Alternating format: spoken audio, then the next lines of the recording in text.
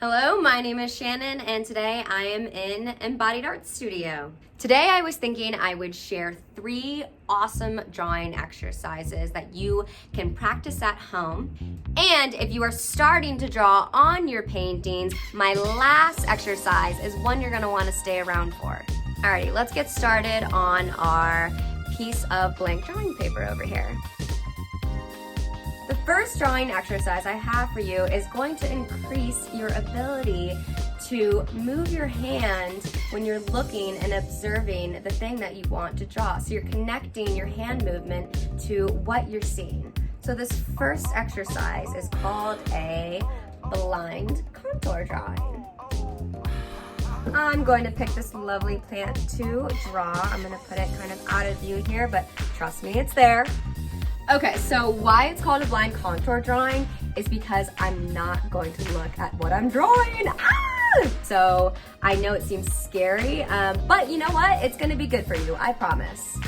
Another thing about the blind contour drawing is I'm not going to pick my pencil up off of the paper. It's gonna be this continuous line drawing. I'm not going to worry about what it looks like. This is just an exercise to get your arm and your hand moving.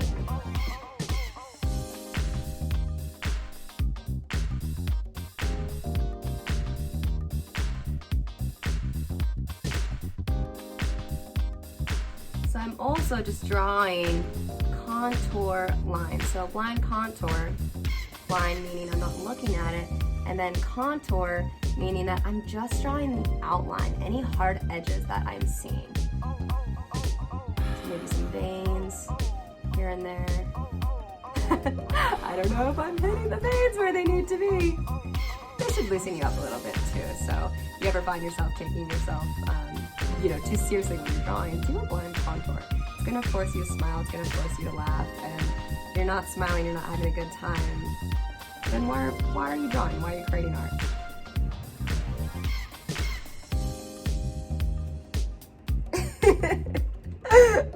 There she is.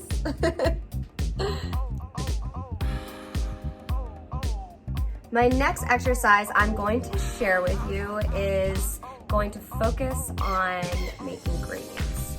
Gradients are that smooth transition from dark to light when we're using pencil. What I like with the blind contour is practicing in some of my favorite shapes. So I get to pick and choose some of my favorite shapes in here that I'm going to blend inside of. It's kind of like a coloring book that we just created for ourselves. But we're just gonna use pencil. Okay, we are gonna blend inside of this lovely little shape here. I'm gonna go from dark to light. I am using an 8B pencil. It's a really dark pencil. I want you to be able to see when you're blending, you're gonna want to pay attention to how you're moving your pencil. There are like sketchy ways to like blend kind of like all over the place, and that's fine too. The way that I teach in class is I use cross contours, and cross contours are the lines that travel across a surface that shows the form. Now, we are not worried about form with our blind contour drawing. We're just gonna practice moving our pencil, but I do want you to, for this exercise, just pick a direction that your pencil's gonna move back and forth in, and maybe you draw some really light cross contours across your shape to practice. Let's bend it this way, that feels fun. I'm gonna go really light because I want it to be lighter over here. Now remember what I said about cross contours. What this just did to this shape alone is it just curved it, right?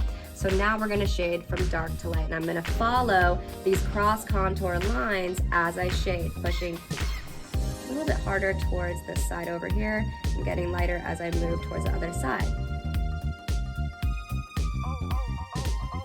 Notice that I'm kind of feathering my pencil back and forth. Right, because you made these cross contour lines, you don't have to go all the way back and forth. You can kind of move your pencil back and forth in small segments because I have those guidelines there to help me.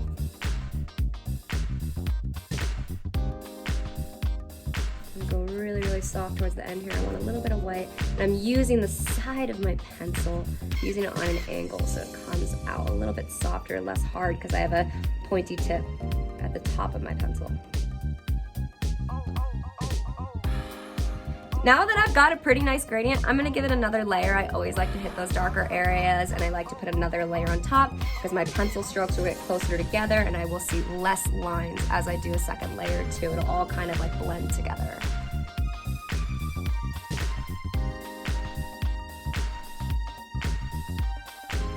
I think right here and right here, it could be smoothed out just a little bit more. So I'm gonna hit it with just a little bit of a light value before I get to that white space.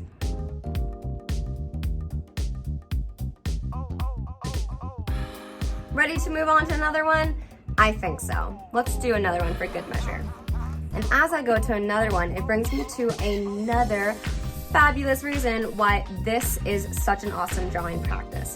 It not only helps you with the movement of your pencil if you do want to get to showing form eventually in your drawings, doesn't only help you with getting smooth, beautiful gradients, but it also helps you with composition. And composition is the recipe of what your drawing is made up of. So composition-wise, would my drawing look good if there was only one blended over here?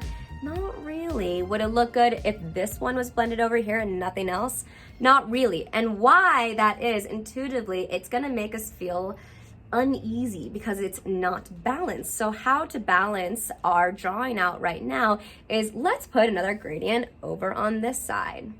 This time, I think I'm going to make kind of like a football ball shaped gradient. So I'm going to curve it to the left on the left side and the right on the right side. Because if you did have something like a ball that you wanted to shade, what happens is the light is curving around this round object. So it's going to mirror each other. The way that we blend our pencil and move it, it's going to mirror each other because it's going to recede down one end and then recede down the other.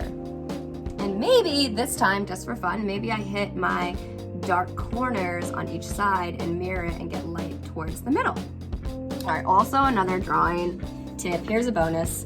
Don't make it hard on yourself. If your hand doesn't want to move in a certain way, then always flip your paper, right? Like, why make things hard on yourself when you can just like flip it and make it easier so that when you're blending, your hand is agreeing with how your wrist is moving or how your arm is moving.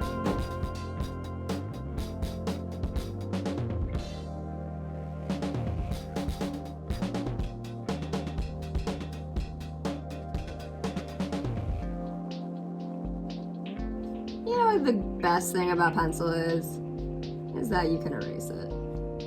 But notice I'm still using my cross contours when I'm erasing, so I'm still moving my eraser in those curved directions.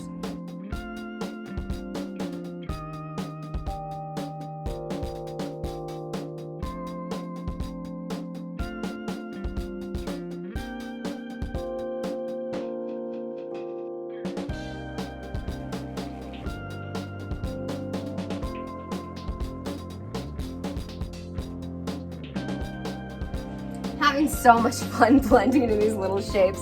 And I do truly think that this is like a really fun and enjoyable exercise, so give it a try.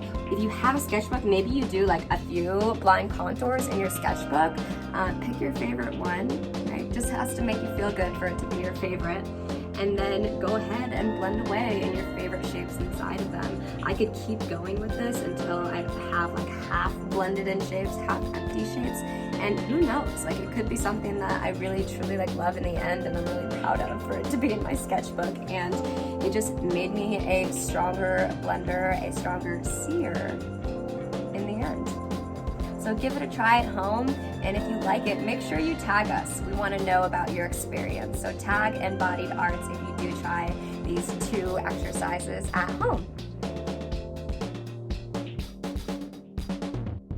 All right, we've made it towards my 3rd exercise. This is one you can practice in your sketchbook, but I am getting started on a final assignment with my abstract students. So this is my reference.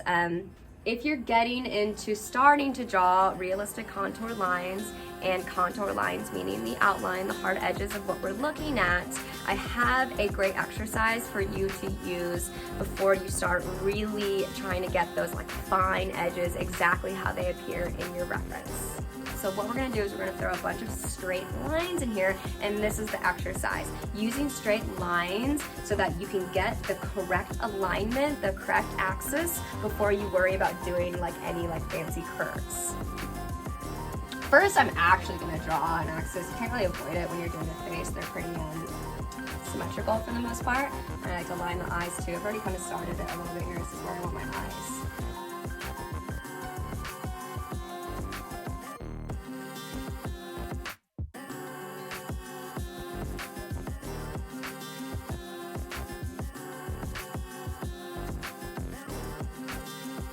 If you're wondering what these circles are towards the edges, it's a really basic shape for where I'm going to put my flower. That is a drawing exercise I think I have for another day for you. So if you are loving these tips and tricks, make sure you follow us. Make sure you ring the bell and follow Mbodied Art Studio so you can keep getting these fabulous, awesome tricks I have to give to you for free.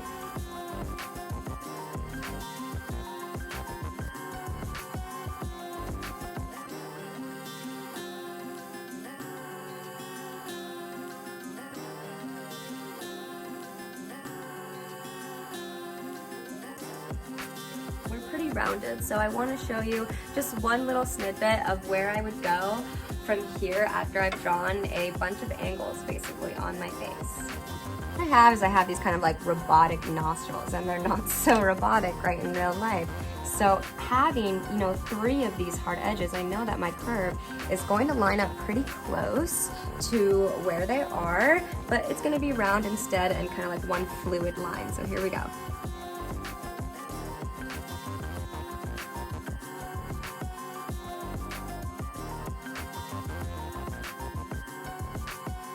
Using a brush now to kind of take that excess trouble off. And now I have a curved nostril. It's really as simple as that.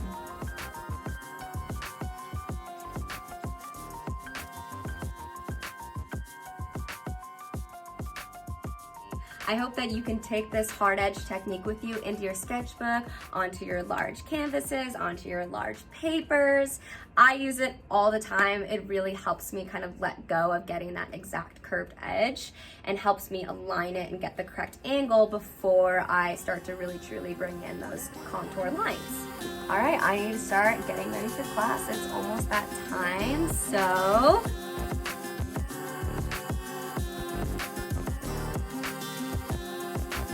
thanks so much for watching. My name is Shannon, and we are Mbodied Art Studio. Again, make sure you ring the bell if you love following this demonstration and you want to keep getting more tips and tricks. If you're beginning to draw, beginning to paint, beginning to just be creative, we want to help you along that journey. Ooh, before I forget, click the link in our description if you want to get 15 tricks for jumpstarting your creativity. I hope everyone has an awesomely observational day.